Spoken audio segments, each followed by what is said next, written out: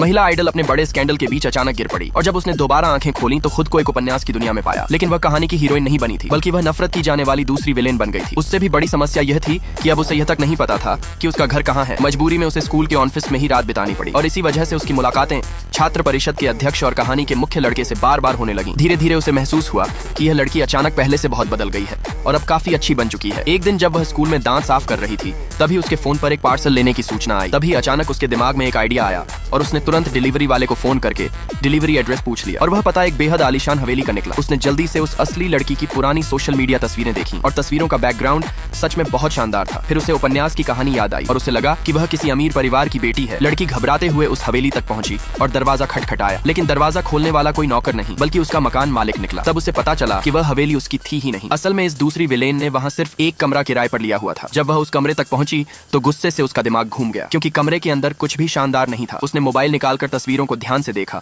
और समझ गई कि पूरे कमरे में सिर्फ एक छोटा सा कोना ही अच्छा दिखता था और अमीर लड़की वाली सारी तस्वीरें उसी एक कोने में खींची गई थी। यानी यह दूसरी विलेन इतने समय से सिर्फ अमीर होने का नाटक कर रही थी। उस छोटे और टूटे फूटे कमरे में खड़ी लड़की गुस्से से भर गई। लेकिन अगले दिन स्कूल में कहानी का मुख्य लड़का खुद उससे मिलने आया। उसने ठंडे लहजे में पूछा कि अब वह स्कूल में क्यों नहीं सोती। जब उसे पता चला कि लड़की को अपना घर मिल गया है तो उसने ऐसा दिखाया जैसे उसे कोई फर्क नहीं पड़ता और तुरंत मुड़कर चला गया। लेकिन सच तो यह था कि बाहर से चाहे वह कितना भी उदासीन दिखे, अंदर ही अंदर वह लड़की की बहुत परवाह करने लगा था। और सबसे हैरानी की बात यह थी कि असली हीरोइन की जगह धीरे धीरे वही लड़की लेती जा रही थी।